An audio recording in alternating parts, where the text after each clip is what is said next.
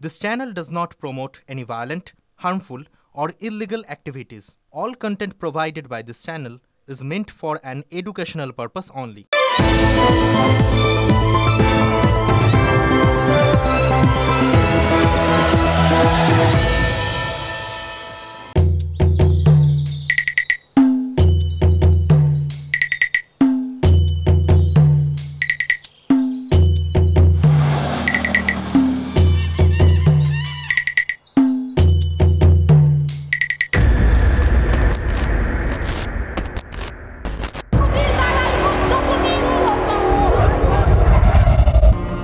তারপর নন্দীগ্রামের হাওয়া ঘুরে গেছে। 2011-এ পরিবর্তনের পথে রাজ্যকে হাঁটতে বাধ্য করেছে নন্দীগ্রাম। লাল ফিকে হয়েছে। 2016, 2019 নন্দীগ্রামে উড়েছে সবুজ আবির। এসেছে 2021। বিধানসভা ভোটে জিতেছেন শুভেন্দু অধিকারী, হেরেছেন মমতা বন্দ্যোপাধ্যায়। এবার এসেছে 2024, এসেছে লোকসভা ভোট। নন্দীগ্রামে আবার আগুন জ্বলছে।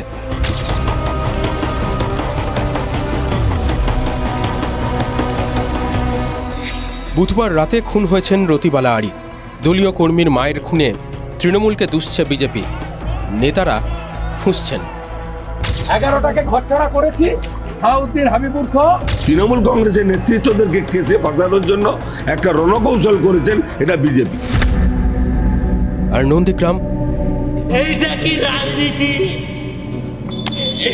এইটা কি মমতার রাজনীতি? এইটা এই নন্দীগ্রাম হতে মমতা মানে যে রাজনীতি হয়েছে, মমতা মন্ত্রী হয়েছে, ক্রোধী এসেছে।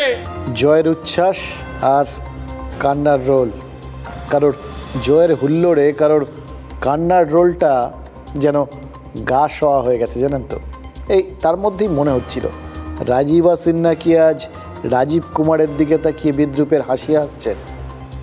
আমার নির্বাচনে তো রক্তের ছিটে লেগেই ছিল, তোমার নির্বাচনেও লেগে গেল, এরকম ভাবছেন রাজীবা সিনহা রাজ্যের নির্বাচন কমিশনার। তারই নেতৃত্বে, তারই তত্ত্বাবধানে 2023-এর এই পঞ্চায়েত নির্বাচনটা হয়েছিল। তিনিই ভোট পরিচালনা করেছিলেন। আর ভোট গণনার দিন থেকে খুন শুরু হয়ে গেছিল, জানেন তো। আমরা 60 পর্যন্ত গুনতে পেরেছিলাম, তারপর আর রাজীব কুমার, তিনি জাতীয় নির্বাচন কমিশনার, যিনি কাশ্মীরের থেকেও বেশি আধা সেনা বাংলায় পাঠিয়েছিলেন এই নির্বাচনটাকে রক্তপাতহীন করার জন্য। কিন্তু তারপরেও তো রক্তপাত ঠেকাতে পারলেন না। তাই ভাবছিলাম, জানেন, যে রাজীব কুমারকে কি রাজীবা সিনহা আজ বিদ্রুপ করবেন, এটা নেহাতি আমাদের কল্পনা। এরকম বিষয়টা হয়তো প্র্যাকটিক্যালি একদমই কোথাও কিচ্ছু নেই। কে আর মৃত্যু নিয়ে এরকম চ্যালেঞ্জ নিতে চান আর কি, নিজেদের মধ্যে দেওয়া নেওয়া খেলা খেলেন, ওর দিকে তাকিয়ে হাসেন, করেন না। আমরা জাস্ট ভাবার চেষ্টা করছিলাম, কারণ পরিস্থিতিটা সেরকম। রাজ্য নির্বাচন কমিশনার রাজীবা সিনহা, তিনি নিশ্চয়ই চাইবেন না যে গণতন্ত্রের উৎসবে রক্ত ঝরুক। ঠিক একইভাবে রাজীব কুমারও চাইবেন না, কেউ চান না গণতন্ত্রের উৎসবে রক্ত ঝরুক। কিন্তু লোকসভা নির্বাচনের প্রথম লাশটা তো পড়েই গেল, আর পড়লো যেখানে, সেখানে পড়া উচিত ছিল না। দেখুন, লাশ কোথাওই পড়া উচিত না, কিন্তু কখনো কখনো এমন জায়গায় সেটা হয়, তখন মনে হয় এটা তো অন্য আরও একটা বড় প্রেক্ষাপট তৈরি করে দিল। দরকার ছিল কি? আগুনটা জ্বললো যেখানে, সেটা রাজ্যের সবচেয়ে দাহ্য এলাকা, তো সেখানে কিছু হওয়া মানেই তো মানে যে কোনো মুহূর্তে দাবানলের মতো আগুন ছড়িয়ে পড়তে পারে। জায়গাটা আপনারা জানেন, এপিসেন্টার রাজ্যের নন্দীগ্রাম। কে মরলেন? একজন তপশিলি জাতির প্রৌঢ়া। সোনাচূড়ার মনসা বাজারে বিজেপি কর্মীরা কাল রাত পাহারা দিচ্ছিলেন, ভোটের আগে রাত পাহারা। এটা কিন্তু বাংলার রাজনীতির পুরনো রেওয়াজ, যাতে এলাকাটা দখল না হয়ে যায়। দখল করতে এলে ঠেকানো যায়, অন্তত সতর্ক থাকতে। এটা পুরনো শিক্ষা বাংলার রাজনীতিতে। এই সোনাচূড়ায় রাত পাহারার সময় কিন্তু ওই বাইক বাহিনী হামলা চালিয়েছিল, এবং বিজেপির অভিযোগ যে এক তৃণমূল নেতার নেতৃত্বে 50 জন হামলা করে। বিজেপি কর্মী সঞ্জয় আরির ওপর হামলা হয়, আর তাকে বাঁচাতে গিয়ে তার মা রথিবালা আরই রক্তাক্ত হন। সঞ্জয় আরইও মৃত্যুর সঙ্গে পাঞ্জা লড়ছেন। আর তার ফল, ভোটের মাত্র 2 দিন আগে নন্দীগ্রামে আগুন, সোনাচূড়ার মনসা বাজারে আগুন জ্বলল, পথ অবরোধ হলো, পুলিশের লাঠি চলল, থানা ঘেরাও হলো। আর পুরনো মেজাজে নন্দীগ্রাম থানায় ঢুকলেন শুভেন্দু অধিকারী।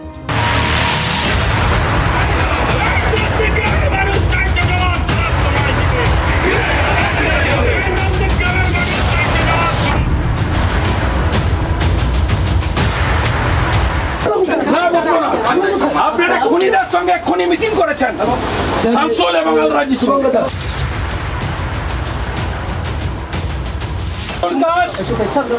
পরিবারের বাবা সাহেব আম্বেদকর তাদেরকে প্রোটেকশন দিয়েছে, এসসিদের খুন করছে, আপনার আইসি মিটিং করছে এখানে।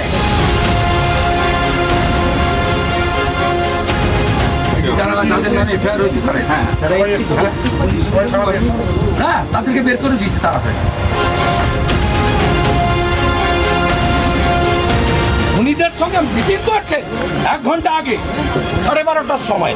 সিসিটিভি ফুটেজ বের করুন থানার, এই সিসিটিভি ফুটেজ প্রিজার্ভ করতে বলবো, আমরা সিবিআই চাইব। শিডিউল কাস্টদের কোনো মূল্য নেই, মায়েদের মহিলাদের মূল্য নেই। লক্ষ্মীর ভান্ডার 56 বছরের মহিলাকে খুন করেছে, আরেকটা সন্দেশ খালি করেছে। 6টা বাজতে দেন না, পেটাতে হয় এদেরকে, সোজা করবো। 11টাকে ঘরছাড়া করেছি, শাহাউদ্দিন হাবিবুর সহ, আর বাকি যে কটা আছে ঘরছাড়া করবো। কাল রাত থেকে নন্দীগ্রামে অনেক কিছু ঘটেছে জানেন তো। অনেক নেতা নেত্রী তারা প্রতিক্রিয়া দিয়েছেন, কিন্তু সবগুলোকে টপকে গেছেন শুভেন্দু অধিকারী। তাকে টপকে আর কেউ যেতে পারেননি, তার কারণ তিনি এমন জায়গায় ঢুকে একদম রাস্তাটা আটকে বসে পড়েছেন যে প্রচারের আলো ওই তার পর্যন্ত গিয়েই সব থেকে বেশি ধাক্কা খেয়েছে আর কি। এই যে শুভেন্দু অধিকারী থানায় ঢুকে পড়েছেন, এই ছবিটা আপনাদের দেখালাম। কেন দেখালাম জানেন?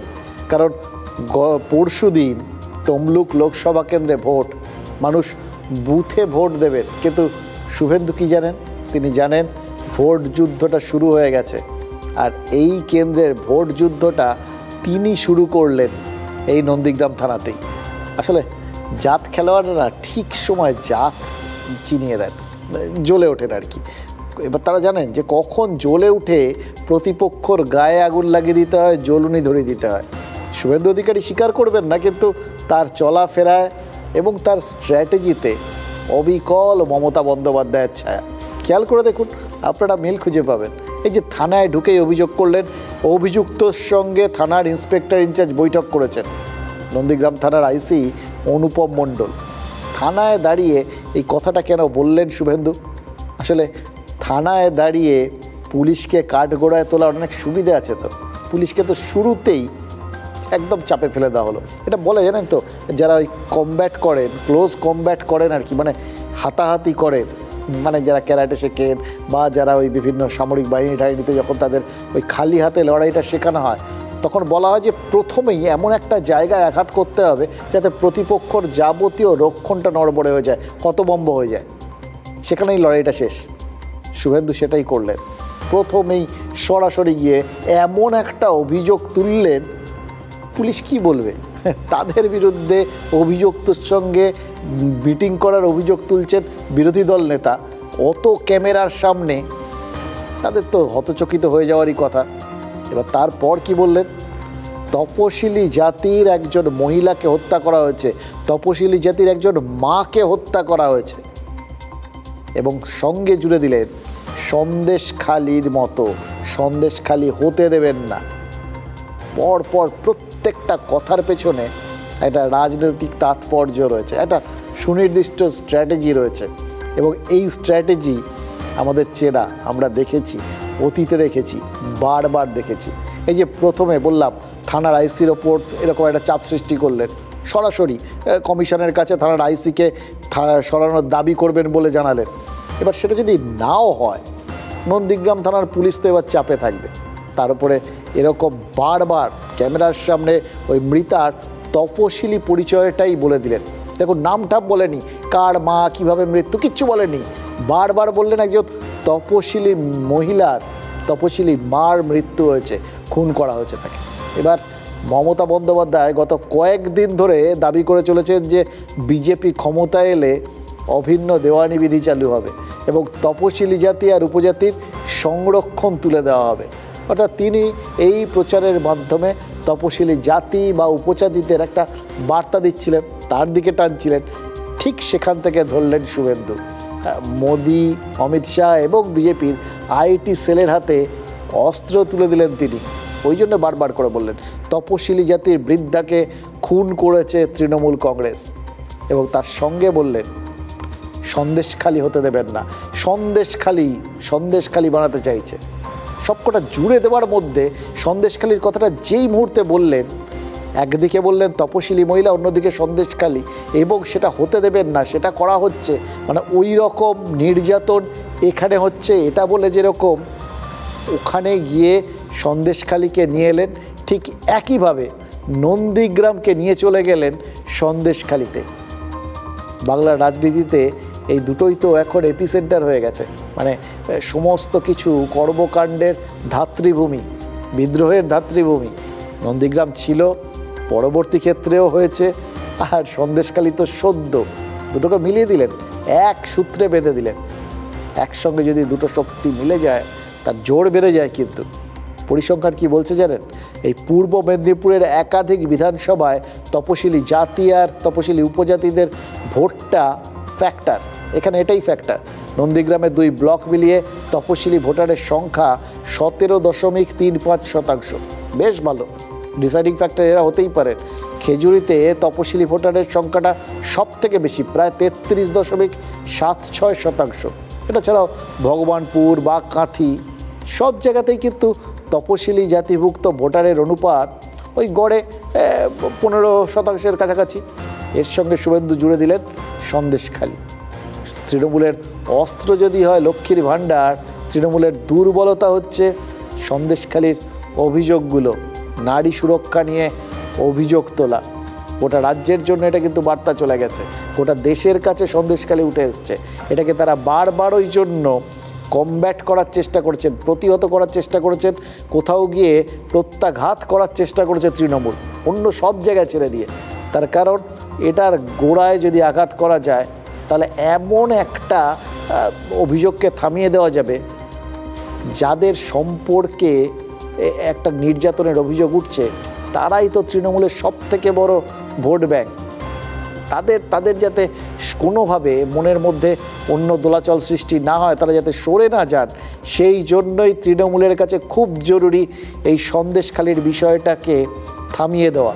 আর সেখানেই বিজেপির স্ট্র্যাটেজি বা শুভেন্দু স্ট্র্যাটেজি হচ্ছে যেখানে পারবেন, যেভাবে পারবেন খুঁচিয়ে ব্যাপারটাকে তুলে দেওয়া।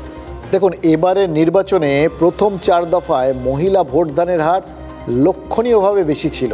পঞ্চম দফায় যদিও সেই হারটা কমেছে, কিন্তু ষষ্ঠ দফায় আবার লক্ষ্মী লাভের আশা করছে তৃণমূল। 1.5 দশক আগে এই নন্দীগ্রাম থেকে এই ফিরোজা বিবিকে শহীদের মা হিসেবে তুলে এনেছিলেন মমতা বন্দ্যোপাধ্যায়। মনে পড়ে বিভিন্ন ওই শহীদ দিবসের অনুষ্ঠান, বিভিন্ন মঞ্চ, সেখানে তাকে দেখিয়েছিলেন সবাইকে। শহীদের মা কি অত্যাচার সহ্য করেছেন, কিভাবে তার ছেলে শহীদ হয়েছে দেখিয়েছিলেন তিনি। সেখানে রতিবালা আড়িকেই কি শুভেন্দু নন্দীগ্রামের শহীদ হিসেবে, মানে পাল্টা শহীদ হিসেবে মমতা বন্দ্যোপাধ্যায়ের সামনে দাঁড় করিয়ে দিচ্ছেন। ফিরোজা সংখ্যালঘু, রতিবালা তফসিলি। এই চাপের মুখে এত সব হিসেব নিকেশ মাথায় রেখে সঠিক পদক্ষেপ করতে পারা বা একদম নির্দিষ্ট একটা স্ট্র্যাটেজিকে কাজে লাগাতে পারা, ভেবে নিয়ে সেটাকে কাজে পরিণত করা, এটা তো একটা বিরাট মুন্সিয়ানার ব্যাপার। ট্রিগার টেপার সময় ওই বন্দুকের ধাক্কায় অনেক সময় অনেক বন্দুকবাজি বেসামাল হয়ে যান, জানেন তো, তাতে নিশানা ছুটে যায়, এদিক ওদিক গুলি গিয়ে লাগে। একমাত্র পাকা বন্দুকবাজি পারে ওই ট্রিগার টেপার পরেও অবিচল থাকতে। শুভেন্দু কি একলব্যের মতো মমতা বন্দ্যোপাধ্যায়কে বার্তা দিলেন? তিনি গুলিটা ভালোই ছুটতে শিখেছেন, কিন্তু শিখেছেন কার কাছ থেকে সেটা বললেন না, অনুচ্চারিত রেখেও সেই বার্তাটাও কি দিলেন? খুনিদের যিনি উস্কানি দিয়েছেন ভাইপো মমতার আলালের দুলাল বালি খায়, গরু পাচার করে, কয়লা খায়। 10ই জুন পর্যন্ত প্রোটেকশন নিয়ে আপনি ঘুরে বেড়াচ্ছেন হেলিকপ্টার চড়ে, আর নন্দীগ্রামের ভূমিপুত্র আমাকে আপনি বলছেন ভয় পেয়েছে। আপনাকে জেলে পোড়া আর আপনার পিসিকে প্রাক্তন না করা পর্যন্ত আমাকে আপনারা থামাতে পারবেন না। দেখুন, জাত শত্রুকে যদি জাঁতা কলে ফেলার কোনো সুযোগ পাওয়া যায় না, ঈশ্বরের কাছে আর কিচ্ছু প্রতিপক্ষ, দুই প্রতিপক্ষের মধ্যে দুজনের জন্যেই আর কিছু চাওয়ার থাকে? তারা তো মোটামুটি ওইটাই চেয়ে এসছেন। আরে বাড়ির মধ্যে, আত্মীয় স্বজনের মধ্যে, এমনকি বাবা ছেলে, দুই ভাই, এরকম নিজেদের মধ্যে রক্তের সম্পর্ক যাদের, তাদের নিজেদের মধ্যে যখন লড়াই চলে, দেখবেন টার্গেট একটাই থাকে, অপোনেন্টকে নক আউট করে দাও যেভাবে পারো। খেয়াল থাকে না কে কার সাথে লড়ছেন। আর সেখানে জাত শত্রু হলে তখন তো ওই একটাই চাহিদা থাকে, একটা এরকম সুযোগ দাও, একটা এরকম অস্ত্র দাও যাতে প্রতিপক্ষকে একদম শুইয়ে দিতে পারি। শুভেন্দুর থালায় ভীমনাগের সন্দেশের মতোই সাজানো রয়েছে অভিষেক বন্দ্যোপাধ্যায়ের একটা হুঙ্কার। গতকাল নন্দীগ্রামে দাঁড়িয়েই হুঁশিয়ারি দিয়েছিলেন তৃণমূলের সর্বভারতীয় সাধারণ সম্পাদক। আর তারপরেই কাকতালীয়, হয়তো ঘটনাটা ঘটে গেছে ঘটনাক্রমে, কিন্তু রাজনীতি তাতে অন্যরকম একটা ইঙ্গিত পেয়ে গেছে। রাতের এই যে খুনোখুনি, সেটা রাজনৈতিক অস্ত্র হয়ে গেছে। আসলে অভিষেক কীভাবে নিশানা করার সুযোগ শুভেন্দু অধিকারী এরকম ডাইরেক্টভাবে আগে কখনো পেয়েছেন কি? অন্য কিছু নিয়ে তাকে আক্রমণ চালাতে হচ্ছে, কিন্তু এবার তো একদম কার্য কারণ সম্পর্ক সবটাই তার হাতের মুঠোয় চলে এসছে। স্বাভাবিকভাবেই তিনি হই হই করে ঝাঁপিয়ে পড়েছেন। নন্দীগ্রাম 1 নম্বর ব্লকে সোনাচূড়া, হরিপুর, গোকুলনগর, ভেকুটিয়া, আর 2 নম্বর ব্লকে বিরুলিয়া, বয়াল 1, বয়াল 2, যারা মানুষকে ভোট দিতে দেয়নি তাদের তালিকা আমার কাছে রয়েছে। পরিণতি খুব খারাপ হবে, সতর্ক করে দিয়ে গেলাম। মমতা ব্যানার্জির ভাইপোর উস্কানিতে খুন হয়েছে। উনি গতকাল বলে গেছিলেন সোনাচূড়া, গোকুলনগর 80টি বুথে অনেকে ধমকাচ্ছেন, আমি তাদের সতর্ক করতে এসেছি, ফল ভালো হবে। যদি ও সারা দিন ধরে উস্কানি দেয় সেটা রক্তপাত হয় না, আর অভিষেক কোথাও গেলে রক্তপাত হয়। আসলে নন্দীগ্রামের পরিবেশটাকে উত্তপ্ত করছে বিজেপি। দেখুন, অভিষেক বন্দ্যোপাধ্যায়ের সমর্থনে মুখ খুললেন কে না ফিরহাদ হাকিম।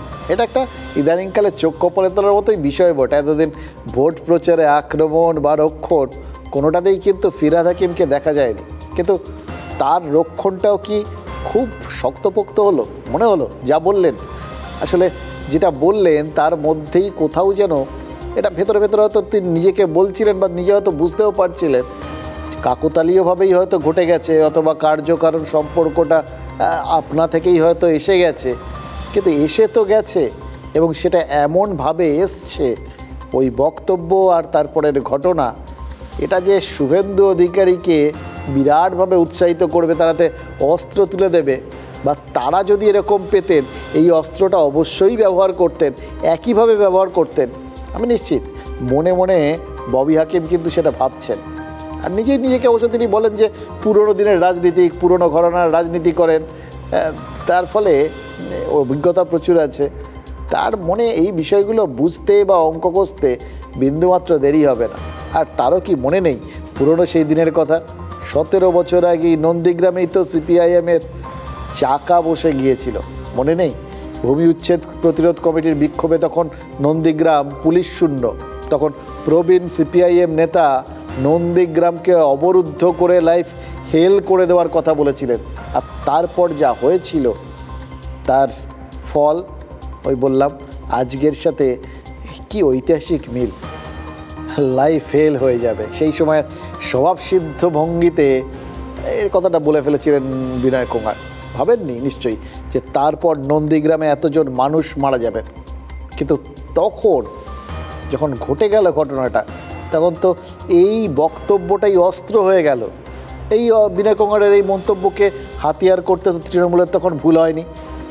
তার ফলে নিশ্চয়ই মনে মনে বললাম ফিরহাদ হাকিম ভাবছিলেন এটা তো একদম হাতে লোপ্পা ক্যাচ তুলে দেওয়ার মতো ব্যাপার হয়ে গেল।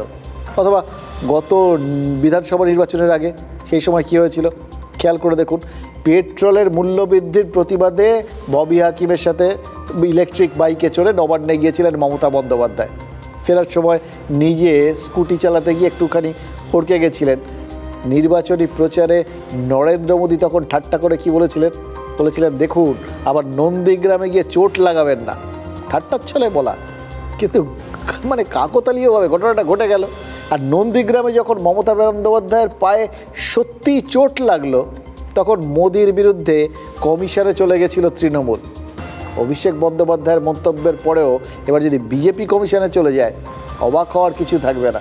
শুভেন্দু অধিকারী তো আদালত, সিবিআই এই সমস্ত গান গেয়েই রেখেছেন, এটা সবসময় গুনগুন করেন। তবে বিজেপির অভিযোগটা এক্ষেত্রে কিন্তু খুব ফোকাসড, তারা অভিষেক বন্দ্যোপাধ্যায়কেই নিশানা করছে, মমতা বন্দ্যোপাধ্যায়কে না। কয়েকদিন আগে নন্দীগ্রামে গিয়ে বদলা নেওয়ার কথা তৃণমূল নেত্রীও কিন্তু বলেছিলেন, বদল না বদলা, খেয়াল করে দেখুন। কিন্তু বিজেপি এবার মমতা বন্দ্যোপাধ্যায়কে নিশানা করছে না।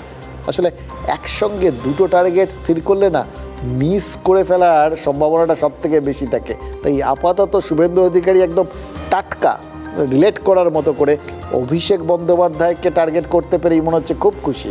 তিনিও বদলা নেওয়ার কথা বলছেন, কিন্তু তিনিও বদলা বলছেন, মমতা বন্দ্যোপাধ্যায় বদলা বলছেন, অভিষেক বন্দ্যোপাধ্যায় সতর্ক করছেন নন্দীগ্রামটা নাম বদলে না বদলাপুর হয়ে যায়। ইলেকশন হয়ে যাওয়ার পরেও লোডশেডিং করে দিয়ে রেজাল্ট পাল্টে দিয়েছিল। আমি আজ নাও কাল এর বদলা তো নেবই, কিভাবে নেব, কেমন করে নেব সেটা আগামী দিন পথ দেখাবে। আপনারা অপেক্ষা করে থাকুন, আমি তো গুন্ডা সোজা করালো, ভরসা তো আছে। কৃষ্ণমন্ডল শাহজাহানদের কোথায়, তাদের তো দেখাই নেই। সন্দেশখালীর বদলা হবে না, হবে না বদলা। একটা 56 বছরের শিডিউল কাস্ট মহিলাকে মাঝ রাত্রে মেরে দিল রথিকান্ত আড়ি, তার বদলা হবে না। হিসাব হবে, হিসাব হবে, হিসাব হবে, হিসাব হবে। আমি অনেক লম্বা লম্বা মস্তানকে দেখেছি, তোমাদের মতো ছোট পাতি মস্তানকে আমি বুঝে নেব। মমতা বন্দ্যোপাধ্যায় নিজের হাড়ের বদলা নেওয়ার কথা বলেছিলেন, আর শুভেন্দু অধিকারী দলীয় কর্মীর মায়ের খুনের বদলা নিতে বলছেন ভোটারদের।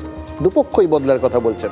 আসলে এই বদলার রাজনীতিটা আজকে আমাদের কাছে খুব প্রাসঙ্গিক হয়ে গেছে। এটাই এখানে স্বাভাবিক।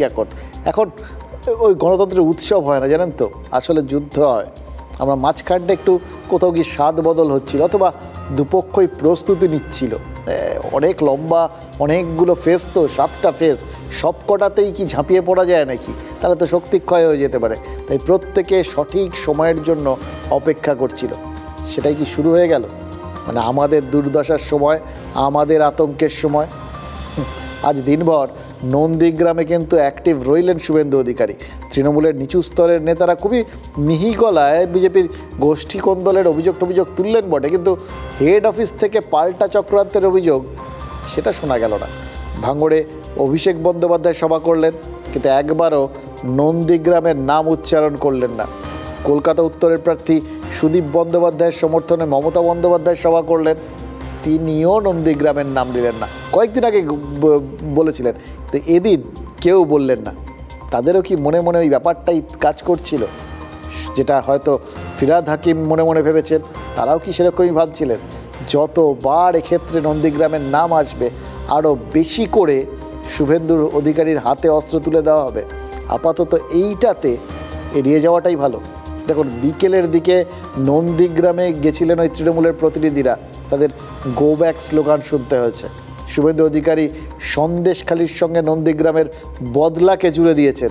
নন্দীগ্রাম থানায় গিয়ে সন্দেশখালী নামটা একাধিকবার উচ্চারণ করেছেন। এবার তৃণমূলের তরফেও নন্দীগ্রাম আর সন্দেশখালীকে কি অদ্ভুতভাবে মিলিয়ে দেওয়া হলো, আমি সেটাই ভাবছিলাম। সন্দেশখালীতে আজও তৃণমূলের বড় কোনো নেতা যাননি, আর নন্দীগ্রামে এই খুনের পর থেকে এখন পর্যন্ত তৃণমূলের কোনো বড় নেতা যাননি। সন্দেশখালীতে জমি পুনরুদ্ধারে গিয়েছিলেন ব্যারাকপুরের প্রার্থী আর সেচ মন্ত্রী পার্থ ভৌমিক। নন্দীগ্রামেও পৌঁছলেন সেই সেচ মন্ত্রী। তেখালীবাজার পুলিশ ফাঁড়িতে গিয়ে আক্রান্ত তৃণমূল কর্মীদের পরিবারের নিরাপত্তার দাবি তুললেন তারা। কিন্তু কোথাও গিয়ে নন্দীগ্রাম সেটা আস্তে আস্তে জ্বলন্ত হয়ে উঠল। পুরোপুরি নিছক পারিবারিক বিবাদ।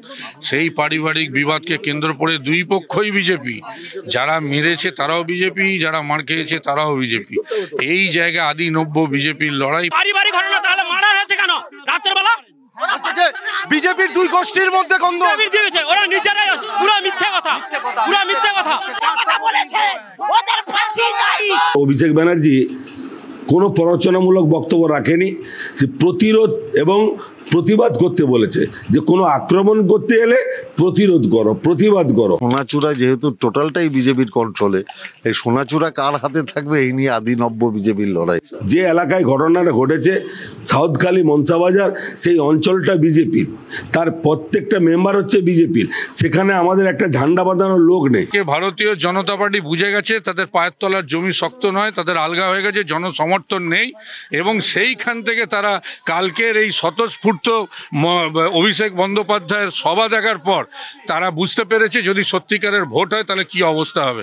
সেই জন্যই তো দেখছেন তো সব সাজানো, এই জিনিসটা চলছে এখন, জানেন তো, সাজানো তত্ত্বটা। রাজীব বন্দ্যোপাধ্যায় আবার সাজানো তত্ত্ব নিয়ে এলেন, অর্থাৎ তার কোথাও গিয়ে সন্দেশখালি আর নন্দীগ্রামকে মেলানোটা বাকি ছিল, এই সাজানো তত্ত্বটা বলে সেটাও মিলিয়ে দিলেন। অদ্ভুত অদ্ভুত মিল দেখা যাচ্ছে। রাজীব বন্দ্যোপাধ্যায় তিনি বিধানসভা ভোটের আগে বিজেপিতে গেছিলেন, ভোটের পর প্রায়শ্চিত্ত করিয়ে দলে ফিরিয়েছেন অভিষেক বন্দ্যোপাধ্যায়। আর সেচমন্ত্রী পার্থ ভৌমিক তিনিও অভিষেক ঘনিষ্ঠ বলেই পরিচিত। তার মানে এই ড্যামেজ কন্ট্রোলে যে টিমটা গেছিল সেটা অভিষেকের টিম অভিষেক। এদিকে শেখ সুফিয়ান তিনি তো বিধানসভা ভোটে মমতা বন্দ্যোপাধ্যায়ের নির্বাচনী এজেন্ট ছিলেন, এই ফিরহাদ হাকিমের মতোই পুরনো আমলের নেতা। নন্দীগ্রামে খুনের পেছনে বিজেপির আদি নব্য দ্বন্দ্বের কথা বলছে তৃণমূল, কিন্তু তৃণমূলের আদি নব্যেও তো মনে হচ্ছে বোঝাপড়াটা ঠিকঠাক নেই। শুনলেন তো, অভিষেক ঘনিষ্ঠ রাজীব বলছেন যে অভিষেকের সভার সাফল্যে ভয় পেয়েই বিজেপি পাল্টা চক্রান্ত করছে। আর অন্যদিকে শেখ সুফিয়ান মমতার আমলের নেতা, তিনি বলছেন যেখানে খুন হয়েছে সেখানে তৃণমূলের ঝান্ডা টাঙানোর লোকই নেই। যদি তৃণমূলের ঝান্ডা টানানোর লোকই না থাকে তাহলে বিজেপি ভয় পাবে কেন? বিজেপি কি ময়নাতেও ভয় পেয়েছে? ময়নাও তো পূর্ব মেদিনীপুরে, ময়নাও ওই তমলুক লোকসভা কেন্দ্রের অন্তর্ভুক্ত। ময়নার বাগচায় বিজেপি কর্মী আর তার পরিবারের ওপর হামলার অভিযোগ সামনে এসছে। এক্ষেত্রেও আঙুল ওই স্থানীয় তৃণমূল নেতার বিরুদ্ধে। বাগচাতে পুলিশকে সামনে রেখে তৃণমূল কংগ্রেস সন্ত্রাস করে। আপনারা একবার বাগচাই যান, দেখবেন টালির চাল, তাদের ত্রিপল দেয়া, কারণ প্রত্যেক জায়গায় টালির মধ্যে ফুটো বোম মারা হয়েছে, জানালা দিয়ে বোম দেওয়া হয়, বাচ্চাদের কাছে ফেলা হয়। এই ভয়ঙ্কর পরিস্থিতি তৃণমূল কংগ্রেস তৈরি করেছে বাগচাতে। কারণ কি? কারণ একটাই, এই বাগচার লিডে আমাদের বিধায়ক অশোক দিন্দা তিনি জিতেছেন। ময়নার বাগচাকে এরা বারবার সন্ত্রস্ত করতে চাইছে। বাগচার মানুষ ভোট দিক, ফ্রি অ্যান্ড ফেয়ার ইলেকশন হোক, মানুষ ঠিক বুঝিয়ে দেবে এরা কেউ সন্ত্রাসের পক্ষে নয়, এরা গণতন্ত্র বিরোধী। তৃণমূল এবং বিজেপি দুজনেই যেভাবে পরিচালনা করার চেষ্টা করছে তা গণতন্ত্রের পরিপন্থী। দেখুন, ময়না নন্দীগ্রামের মধ্যে মিল একটাই, দুটো জায়গায় তমলুক লোকসভা কেন্দ্রে, এবং দুই দলের প্রার্থী যেই হন তারা আসলে লড়ছেন আসলে অন্য দুজন, শুভেন্দু অধিকারী, অভিষেক বন্দ্যোপাধ্যায়, তৃণমূলের সাধারণ সম্পাদক আর বিরোধী দল নেতা। এদের ইগোর লড়াই কিন্তু আরও বেশ কয়েকটা আসনে দেখা যাচ্ছে। ঘাটালে যেরকম দুবারের সাংসদ দেব এবার দাঁড়াবো না করেও মোটামুটি মমতা বন্দ্যোপাধ্যায়ের সাথে দর দস্তুর করে অ্যাকশন প্ল্যান ট্যান এ সমস্ত ঘোষণা করে শেষ মুহূর্তে গিয়ে যেন মানে সব দাবি আদায় করে নিয়েই দাঁড়ালেন, এরকম একটা ভাব করে দাঁড়িয়েছেন। তার আসনটাকে আবার প্রেস্টিজ ইস্যু করে ফেলেছেন শুভেন্দু। ফল, কঠিনতম রাজনৈতিক যুদ্ধে লড়তে হচ্ছে খোকাবাবুকে। কিন্তু দেব, তিনি কিন্তু সত্যিই দেবতুল্য, জানেন তো। বিদ্রুপ করতে গিয়েও শুভেন্দুকে শুভেচ্ছা জানিয়ে বসে আছেন। এর আগে সুকান্ত মজুমদারকে শুভেচ্ছা জানিয়ে হইচই ফেলে দিয়েছিলেন। এরপর শুভেন্দু, আচ্ছা এটাই স্ট্র্যাটেজি? মানে দেব কি চাইছেন যে এমন একটা পরিস্থিতির সৃষ্টি করে দিক যে লোকজন কোনো তলকুল খুঁজে পাবেন না তিনি কোন দিকে কি করতে চাইছেন? এই সমস্ত তো যতই এ লোকজন বলুক আর কি, তিনবারের দুবার হয়ে গেছে, তিনবারের জন্য লড়ছেন, ফলে অভিজ্ঞতা তো হয়েছে খানিকটা। বেশ ভালো রাজনৈতিক চাল আর কি, এগুলো বলতেই হবে। রাজনীতিকরা এরকম চাল দেন, আরও অনেক কিছু দেন যেগুলো আমরা ধাঁধায় পড়ে যাই, এবং সেগুলো বোঝাতে গেলে সেই কথাগুলোই বলতে হয় যে কথাগুলো না বললেই না।